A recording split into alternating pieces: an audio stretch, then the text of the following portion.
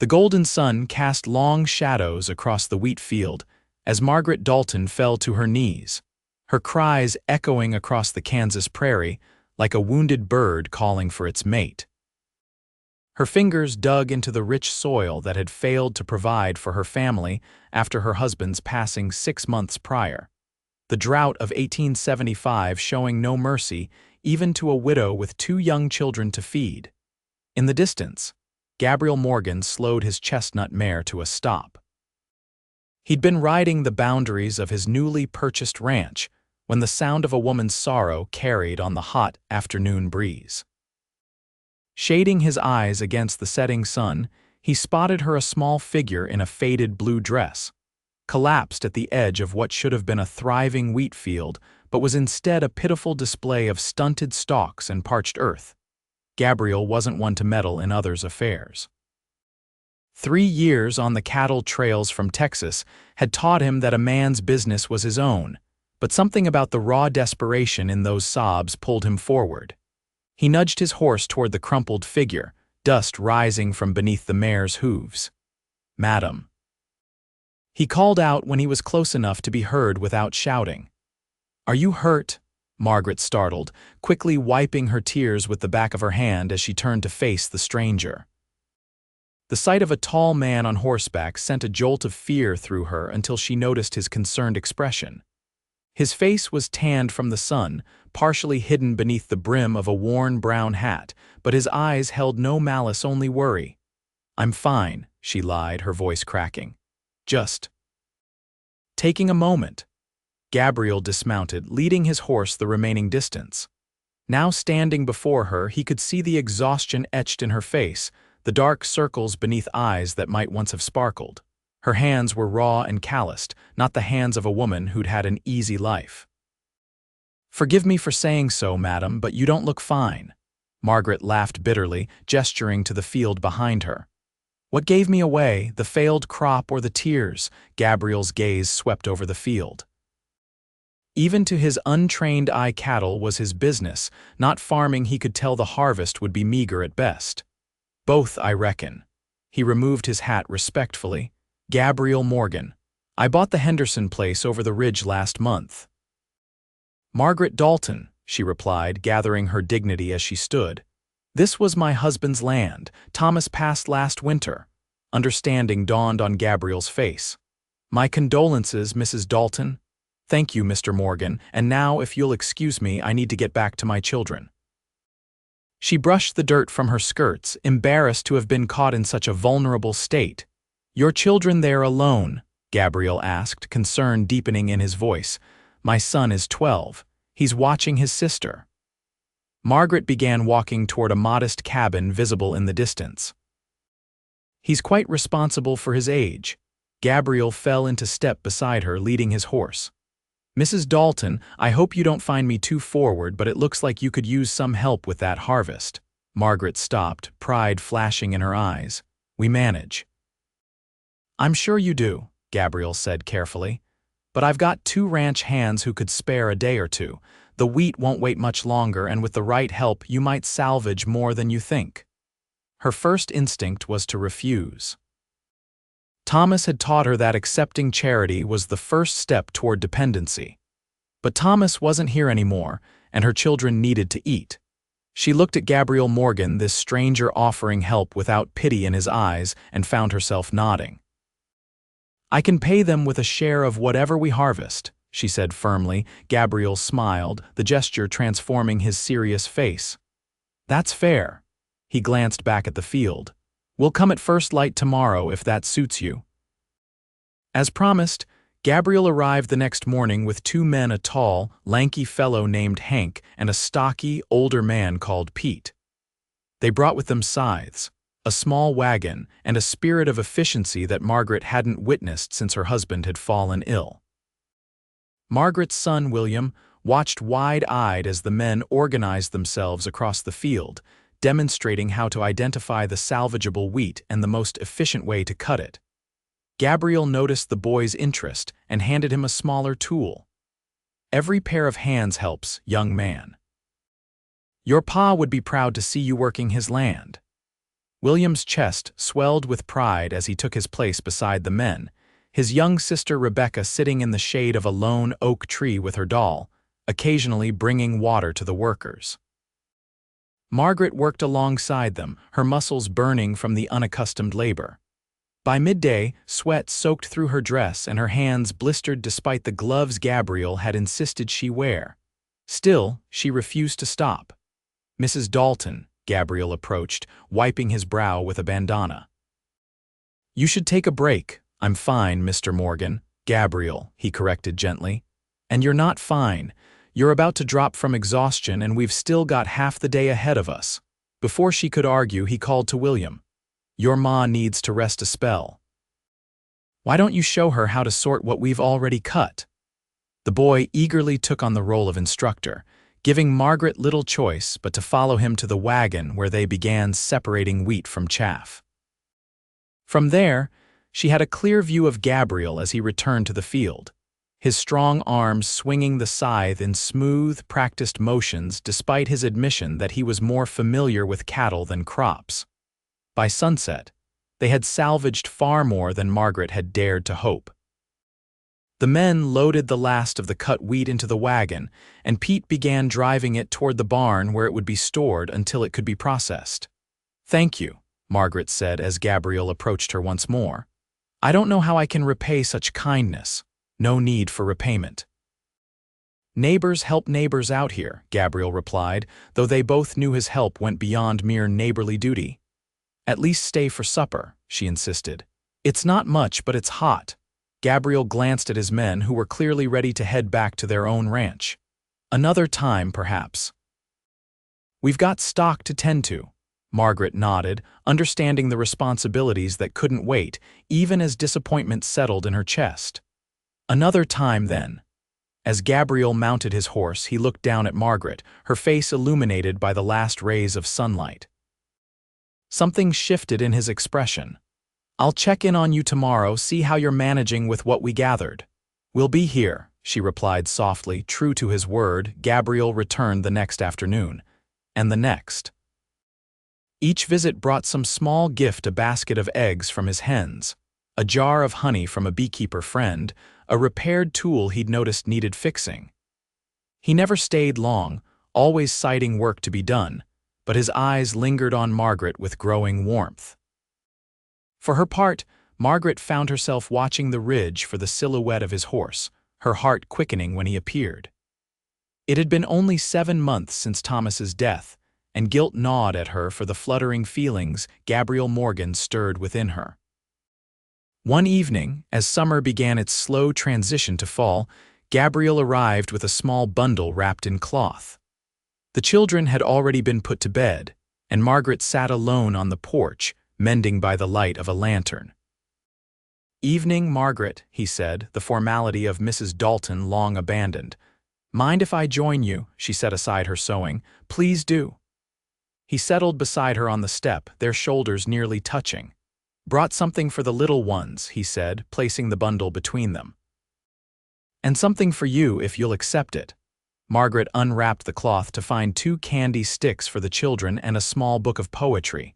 She ran her fingers over the worn leather cover, touched by his thoughtfulness. "It's beautiful, Gabriel, thank you." "It was my mother's," he explained. "She used to read to me when the trail seemed endless and spirits were low, said poetry feeds the soul when bread can't."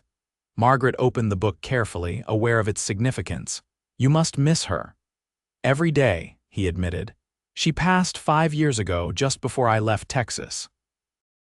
My father followed a year later, left me the money to start fresh, which is how I ended up here." "I'm sorry." Margaret knew the hollow feeling of loss all too well. Gabriel shrugged, a gesture she'd come to recognize as his way of processing pain. "Life goes on, you know that better than most." They sat in companionable silence for a while, the night air cool around them.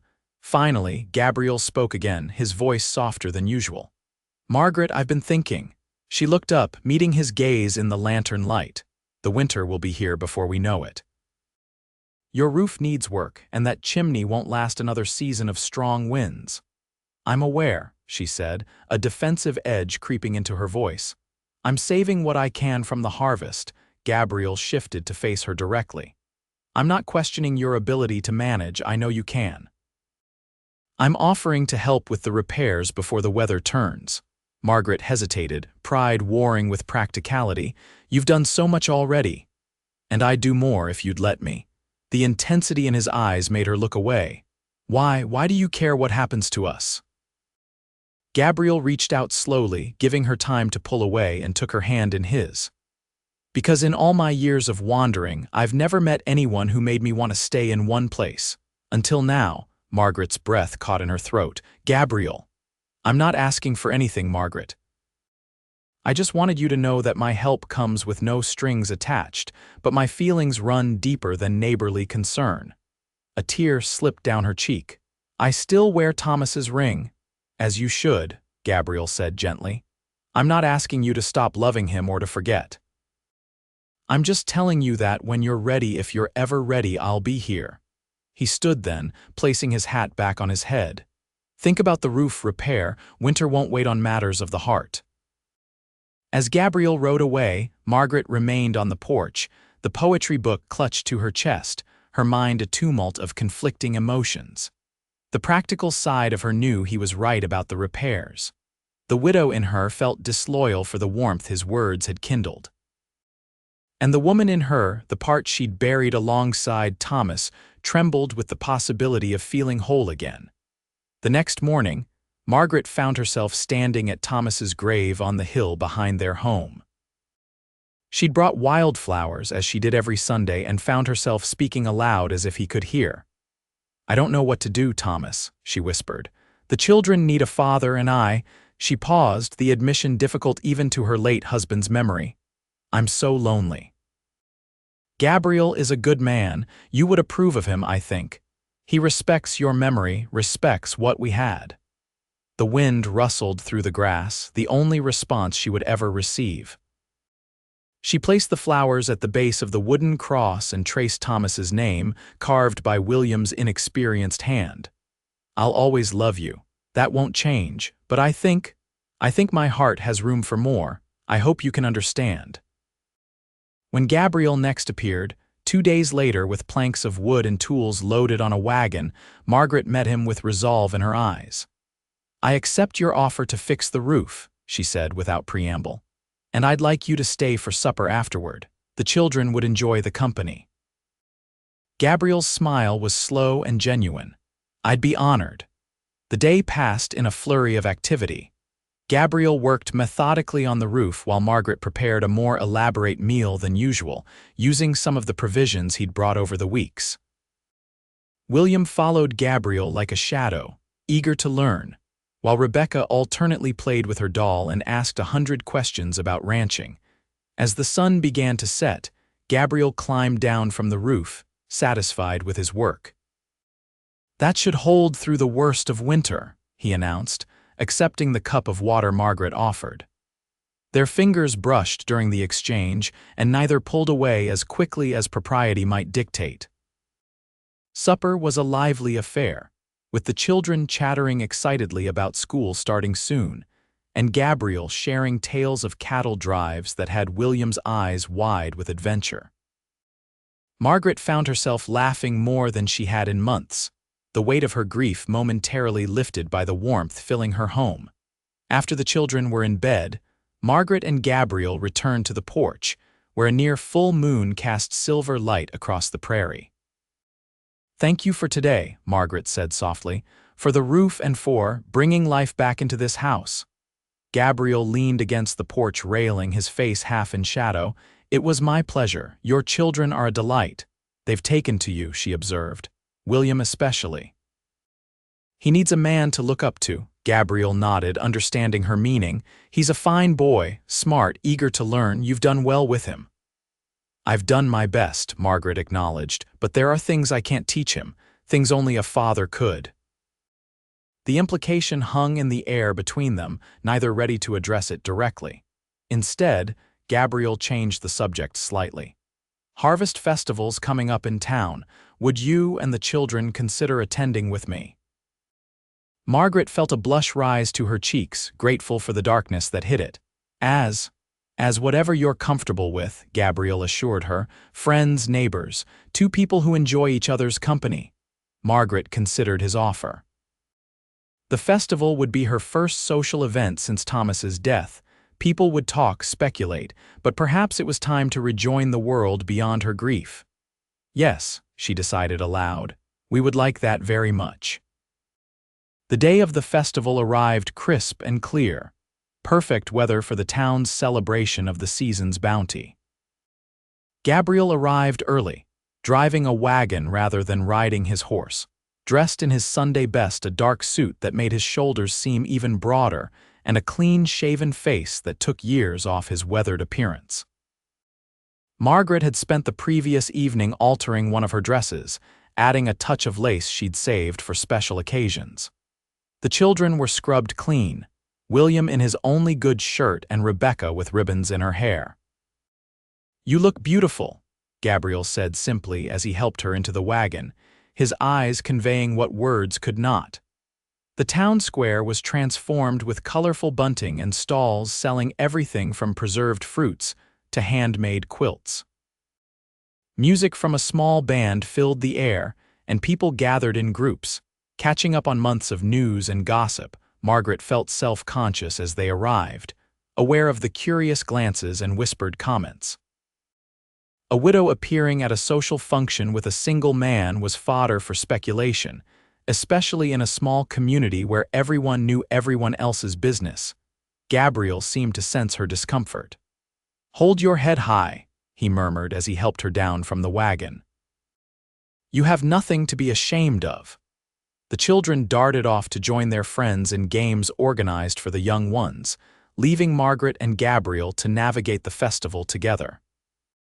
He offered his arm, and after a moment's hesitation, she took it, feeling the solid strength of him beside her as they walked through the crowd.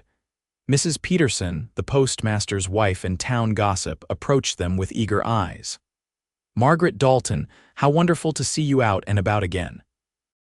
And with Mr. Morgan, no less.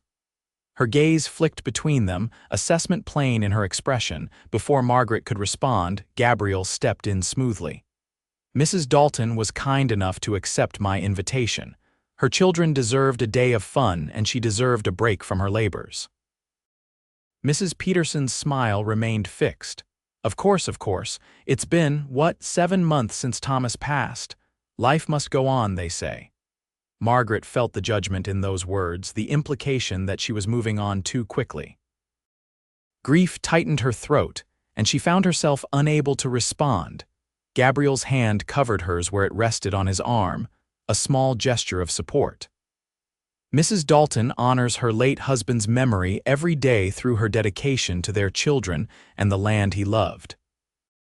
"I count myself fortunate to know such a woman of strength and character." His words, spoken clearly enough for nearby listeners to hear, left Mrs. Peterson momentarily speechless. She recovered quickly, murmuring something about checking on the pie contest, and hurried away. Margaret squeezed Gabriel's arm gratefully. "Thank you." He led her toward a quieter corner of the square. "Don't let them dim your light, Margaret. Grief has no timetable, and neither does healing." She looked up at him, this man who seemed to understand her struggles without her having to explain. "It's not easy being watched and judged." "No," he agreed, "but it's easier when you're not facing it alone." The day progressed, and Margaret gradually relaxed as more people approached with genuine warmth rather than judgment. The children returned periodically to show off prizes won in games or to beg for treats from the various food stalls. Gabriel indulged them with a generosity that made Margaret protest half-heartedly, though she loved seeing their happiness. As afternoon turned to evening, lanterns were lit around the square, and the band struck up a livelier tune for dancing. Couples began to gather in the center, forming sets for a country dance. Gabriel turned to Margaret, a question in his eyes. "Would you do me the honor, dancing another first since Thomas?" She hesitated, then looked at her children, watching the dancers with excitement. Life did go on, as Mrs. Peterson had so pointedly observed, and perhaps it was time to embrace that truth. "Yes," she said, and let Gabriel lead her to the floor. The dance was simple, one she'd known since girlhood, but it felt new and slightly dangerous as Gabriel's hand clasped hers, as they moved together in time with the music. When the pattern brought them face to face, his eyes held hers with an intensity that made her breath catch. "People are watching," she whispered during one such moment. "Let them," he replied. "I'm only looking at you." The music ended and they stood for a moment, still connected by joined hands, until the spell was broken by Rebecca running up to them, begging to be taught the steps. Gabriel laughed and lifted the little girl, promising to show her when she was a bit taller. The ride home was quiet, the children dozing against each other in the back of the wagon, exhausted from the day's excitement. Margaret sat close to Gabriel on the seat, the night air giving her reason to move nearer to his warmth. "Thank you for today," she said softly. "It was exactly what we needed." Gabriel nodded, his profile strong in the moonlight. "It was my pleasure, Margaret." When they reached her cabin, he carried the sleeping children inside one by one, laying them gently on their beds while Margaret removed their shoes and covered them with blankets. The domesticity of the scene struck her, how natural it felt to move around each other in these simple acts of care. Outside once more, Gabriel lingered by the wagon, clearly reluctant to leave. "I should go. It's late." Margaret took a step closer. "It is, but I'm not tired yet." His eyes searched hers, looking for certainty. "Margaret." She took another step, closing the distance between them. "I've been thinking about what you said, about my heart having room for more. You were right." Gabriel reached out slowly, his hand coming to rest against her cheek. "I don't want to rush you, you haven't," she assured him. "You've been patient and kind, but life is short, Gabriel. Thomas taught me that, and I don't want to waste whatever time we might have together being afraid of what others might think." He leaned down then, and she rose to meet him, their lips touching in a kiss that was gentle at first, then deepened with months of unspoken longing. His arms encircled her, strong and secure, and Margaret felt something inside her bloom, not a replacement for what she had lost, but something new and equally precious. When they finally parted, Gabriel rested his forehead against hers. "I should still go," he said, though his arms remained around her. Margaret nodded reluctantly. "You should, but come back tomorrow." "Wild horses couldn't keep me away," he promised. The weeks that followed saw Gabriel become a constant presence at the Dalton farm. He arrived early and stayed late, helping with chores, teaching William about animals and tools, reading stories to Rebecca. The children flourished under his attention, and Margaret found herself smiling more, laughing freely, the sharp edges of her grief gradually softening. As fall deepened toward winter, Gabriel began bringing more of his personal belongings with each visit: a few books, his good razor, a rocking chair he'd crafted himself that fit perfectly beside the fireplace. Neither spoke directly about the shift, but both understood what was happening. He was no longer just a visitor. One evening, as the first snow of the season dusted the prairie, Gabriel sat with Margaret on the porch, a blanket wrapped around them both against the cold. Inside, the children slept soundly, the house warm and secure thanks to his repairs. "I've been thinking," Gabriel began, his breath visible in the chilly air. "A dangerous pastime," Margaret teased, leaning into his side. He chuckled, then grew serious. "My ranch is bigger than I need for just myself. The house, too, 3 bedrooms sitting empty." Margaret felt her heart quicken. "What are you saying, Gabriel?" He turned to face her, taking both her hands in his. "I'm saying that I love you, Margaret Dalton. I love your children as if they were my own, and I'm asking if you would consider becoming my wife." Tears filled her eyes, not of sorrow but of joy mingled with bittersweet remembrance. "The children—" "I've already spoken with William," Gabriel admitted. "Asked for his blessing, man to man. He gave it on the condition that I teach him to ride properly and never make you cry." A laugh bubbled up through Margaret's tears. "He said that," Gabriel nodded, his own eyes suspiciously bright. "Smart boy, knows what matters." Margaret looked out at the snow-covered fields, the land that had been Thomas's dream, then back at Gabriel, the future she hadn't dared to imagine. "Yes," she said simply. Yes, I will marry you. The wedding took place the week before Christmas in the small church in town. Despite the cold, it was well attended, the community having gradually accepted and even embraced the union. Margaret wore a new dress of deep blue, with Rebecca as her only attendant, proudly scattering pine needles and holly berries instead of flower petals. William stood tall beside Gabriel, holding the rings they would exchange, his young face solemn with the responsibility. When the pastor asked, "Who gives this woman?" it was William who stepped forward and said clearly, "I do, sir, her son." There were few dry eyes in the congregation at that moment, including Gabriel's, who clasped the boy's shoulder with unmistakable pride before taking Margaret's hand in his. The vows were traditional but spoken with conviction, each word a promise they intended to keep. When the pastor pronounced them husband and wife, Gabriel kissed Margaret with tender reverence, then turned to include the children in an embrace that symbolized the true meaning of the ceremony, not just the union of two people, but the creation of a family. The celebration afterward was modest but joyful, held in the community hall with food contributed by neighbors and friends. As tradition dictated, Gabriel and Margaret shared the first dance, moving together with the ease of partners who had found their perfect match. Happy, he murmured as he held her close. "More than I thought possible again," she admitted. "And you?" "I found the harvest I didn't know I was searching for," Gabriel replied, his gaze encompassing not just Margaret but William and Rebecca as well, dancing together nearby. "All of you." Later that night, after the children had been settled in their new rooms at Gabriel's, now their ranch house, Margaret stood by the window, watching the moonlight on the snow-covered pastures. Strong arms encircled her from behind, and she leaned back into her husband's embrace. "What are you thinking?" Gabriel asked softly. Margaret turned in his arms, looking up at the man who had gathered not just the harvest but her broken heart as well, mending it with patient hands and steadfast love. "I'm thinking that life has seasons," she said. "And while I never expected another spring, I'm grateful it came." Gabriel kissed her then, a promise of all the seasons they would share, of the life they would build together on the land they both loved, under the vast Kansas sky that had witnessed her tears and would now bear witness to their joy. As snow continued to fall softly outside, Margaret and Gabriel Morgan began the first night of their new life together.